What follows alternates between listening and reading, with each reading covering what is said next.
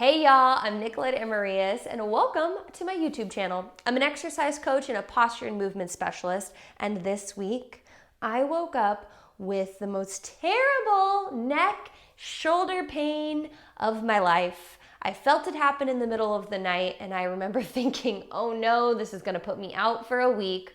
But then I remembered, I have a ton of tools in my toolbox. I'm gonna use them. So I woke up in the morning and I did these like 5 or 6 movements, stretches and mobilizations, and within a few hours, I'm serious, within a few hours, the pain was gone and I woke up today with absolutely no pain. So I thought, I gotta share these movements with my audience in case this is something that happens to you, where you feel that tightness here, that burning down your shoulder blade, where you can't turn or look up. This is gonna be the workout for you. So you'll need a couple of things. If you don't have them, I would encourage you to purchase them prior. I'll put the links to purchase these items for this workout. I would encourage you to have a Swiss ball. If you don't have a Swiss ball, you could also use like a bench or even a stool. We're gonna be doing some stretching. And if not, you could also use the wall. I just love to have a ball on hand. Now I have this smaller foam roller. Highly recommend this. This is a lower density foam roller and it's only 4 inches. The mobilization we're doing with it, you could do with a regular foam roller, but again, I encourage having that smaller one. We'll also use just a normal density foam roller. It's wider and harder, and we're gonna use that as well. So 2 of the movements that we're doing today, the 2 spinal mobilizations, I actually have an in-depth video of how to do these. I'll also link those videos in the notes so that if I'm going through this too quick, you can always go back to those 2 videos to watch the in-depth version of this so that you can really get a grasp on it. Let's go. We're starting off with a thick roller.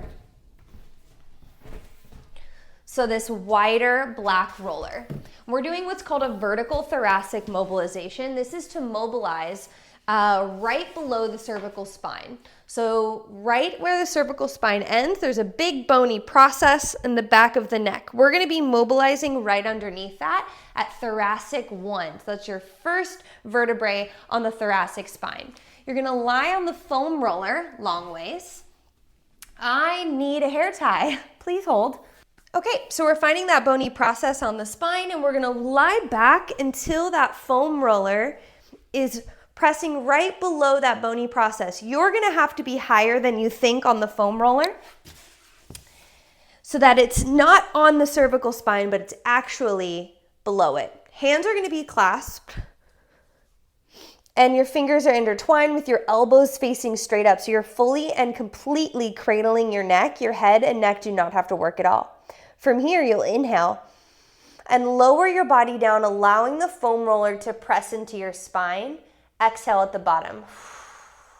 When you exhale, find that gravity helps sink you down into the foam roller more. Come back up to neutral. Do it again. Inhale and lower.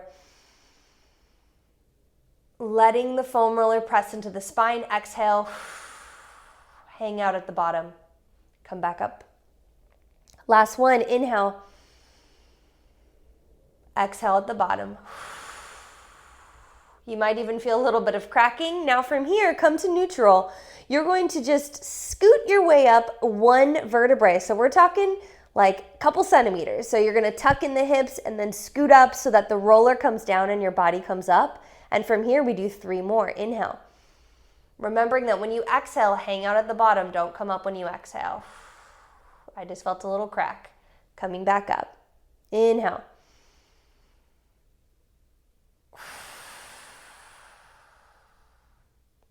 One more. Allowing the roller to press into the spine. Exhale. We're gonna do 5 spots. That was 2. So now we'll scoot up again, very small. I'm barely in between my shoulder blades at this point. And again, inhale.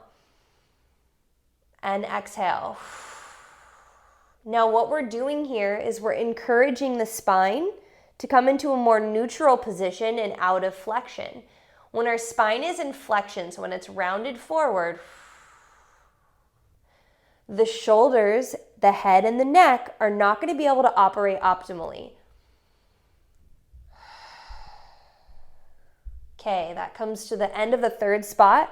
Let's scoot up again. Fourth spot, inhale and lower. So when we're in flexion, our shoulders, our head, and our neck become compromised as far as their positioning.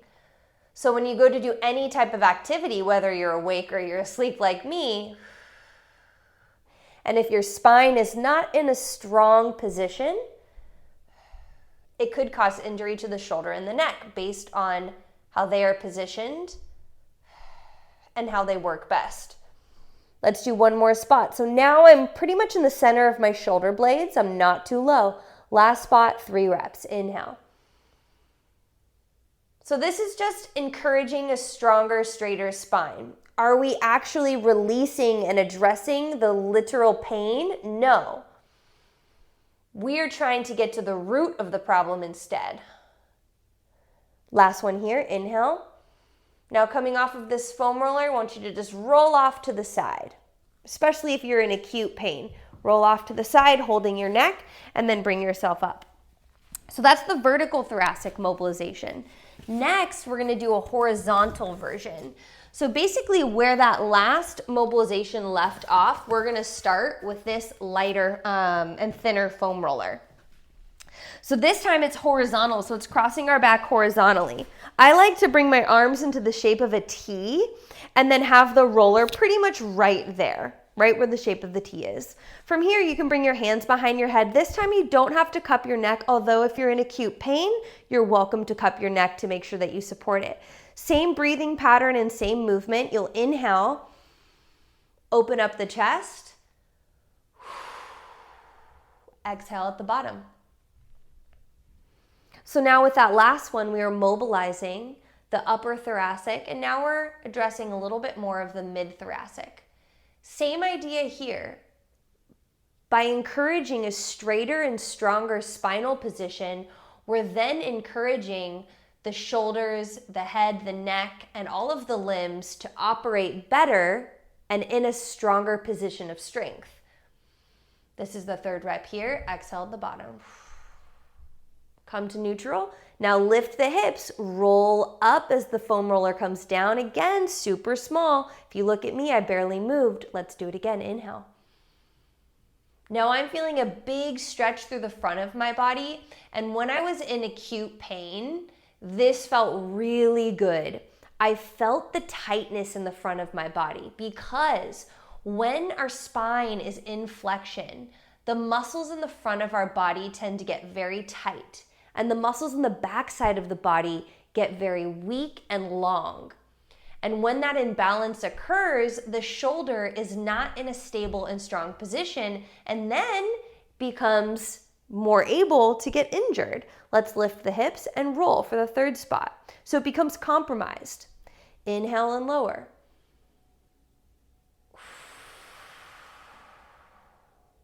Now I'm getting to a point where my head actually touches the floor when I come down, but you might be different, especially if you're using a larger, wider diameter foam roller. But again, the point is just to really open up the front side of the body. And if you're feeling acute pain right now, you might notice that the front of the shoulder on the side that's feeling pain, you might feel extra tightness there. That's normal and is expected. Lift the hips. Let's do one more spot. So now I'm right at the base of my shoulder blades. So right at the bottom of my shoulder blades. I'm not in my low back, but I'm right at the bottom of basically, I guess I shouldn't say my shoulder blades, more like my rib cage, the final few ribs of my rib cage. So right in the center of my spine. I have one more rep. And then when you're done with this, come back up to neutral and then roll onto your side instead of just lifting up from this extended position. So roll onto your side in order to get off. Okay, now either using this foam roller or the harder one, we're gonna roll out the lats, okay? Because I find that there's Muscles through the lats, actually I'll keep that, muscles through the lats in the back, here teres minor, teres major, that get really tight and can pull the shoulder forward, and it can encourage that forward flexion if imbalanced. So we're going to roll that area out. Again, rolling this area, you might start to feel the tension in the neck. You might feel tension in the area that you are trying to release. Okay, so I'm gonna find a spot that feels tender, and I'm just gonna hang out here. So I'm not trying to roll up and down really quickly. I'm just slowly moving back and forth until I find the area that feels tender. Now again, we're still not addressing the exact place where you feel pain, and that's purposeful. We're doing that on purpose because oftentimes where you feel pain is not actually where the problem is. It is a symptom of a larger issue, or it is the result of a bigger issue. So right now, we're trying to create more balance and stability in the whole shoulder area so that it feels safer to then relax. So right now I'm going left and right, rolling, and then I'm finding a spot that feels really tender. Now I'm sore from my workout. I'm not so much sore from the injury anymore, but this is still necessary for me. So the tension you're feeling in the neck, right? That pain and discomfort, that's the body trying to help and to try and create stability. So it sensed at some point some instability, right? And it was like, okay, I gotta tense up in order to help Nicolette be able to stay strong and upright. And then that usually translates into pain. That's why it's more of a symptom of the bigger issue. Okay, let's do the other side, but if you don't feel like you need the other side and you'd rather just stick with the side that is tender and is experiencing pain, you can stay there. But I just want to show you both sides. When I was feeling the injury, I did do both sides. Even though I was only really feeling pain on one side, I thought, you know what, I might as well do both in case there's tightness there on both sides. So you'll do this for about, 2 or so minutes, or however long you need to in order for it to start relaxing. Okay, keep doing this if you need to. I'm gonna move on. You can always pause the video. Now we're gonna move on into a stretch for the pec minor and the chest. So like I said before, a lot of the times the muscles in the front of the body can get really tight and they pull the body forward. This compromises the shoulders, the head, and the neck, causing forward head position, elongating the muscles in the back. So we want to try and stretch these areas out. Now, when I was feeling that pain earlier this week, this stretch on the side that I felt pain, I felt just a massive knot through my pec minor. So I knew that there was something going on here. Like I knew that a part of the problem was a tightness through the front of my shoulder. You make sure to do this stretch just as deep as you can comfortably. I'm gonna show you from a couple different angles, okay? So we're gonna bring the arm about 45 degrees or 90 degrees here at the shoulder and at the elbow. And then we're gonna come forward onto the ball, resting the hand and forearm on the ball. You'll be on your knees with your knees under your hips, and then bring your hand just outside of your shoulder. From here, drop down. Make sure the elbow doesn't come too far forward. So keep the elbow just below the shoulder so that you have room and space to drop down. You're welcome to drop onto your elbow of this other arm if you have that mobility. Make sure you're not just falling down though, and that you're being intentional. You're pulling your shoulders away from your ears, you're slowly lowering down, and you're not going so far that it's creating discomfort through the top of the shoulder, especially where you're feeling that pain. Hold here for about 30 or so seconds. I don't have a timer going. I'm just gonna go based on how it feels. But again, you can hold this as long as you need to in order to feel that stretch really start to create some change in the front of the shoulder. Okay, switch the other side. I'm gonna come to the other side over here so you can see me. And again, I'm gonna stretch both sides. I did this the other day as well because I just knew that my body needed it. Okay, dropping down onto my elbow. and feeling a deep stretch. Now, I feel it a little bit different here. I feel this more into my bicep, less in my shoulder. Letting my exhales sink me down further into the floor or toward the floor. Shoulders staying down and away from the ears.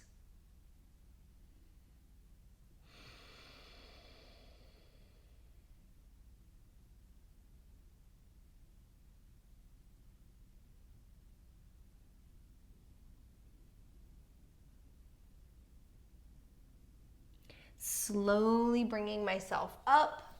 Ooh.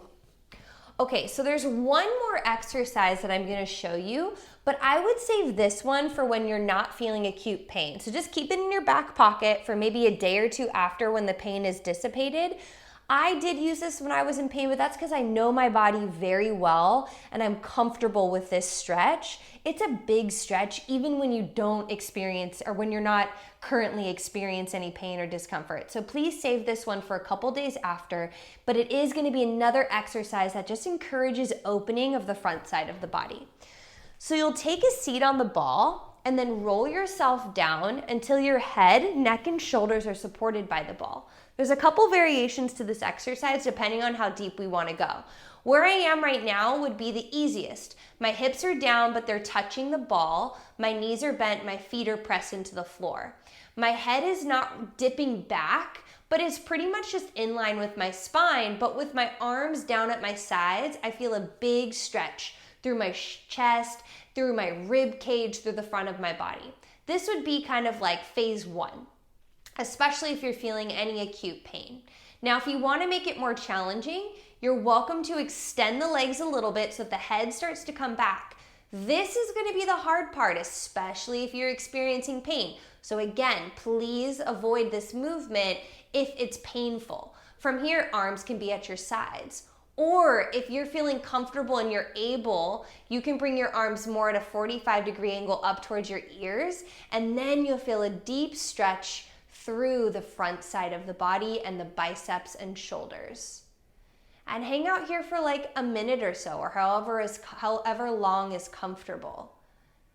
This exercise, when I was feeling the pain in my neck, was very helpful because again, I knew that the tension was coming from the front of my body, even though I felt the pain in the backside of my body. I just knew that it was coming from a tightness in this area, so opening it up really created a big change. Now, once you're done, I wouldn't roll up from here. What I do is I like to bend my knees and drop my hips down toward the floor until my body is more upright, and then if you need to, you can help your head up. Hold your head as you roll yourself back and then take a seat, okay? So those are the movements, those are my go-to movements when I'm feeling that tension in my neck and in my shoulder and in my back. As always, make sure to do what feels good for you. If this is something that is constantly bothering you, I encourage you to see a doctor or a physical therapist. These are just guidelines based on my own experience with clients and with my own body. I hope you enjoyed it and I hope it helps and I hope you get out of pain soon if you're currently in pain. I'll see you soon. I'm Nicolette Amarillas. Thank you for joining me.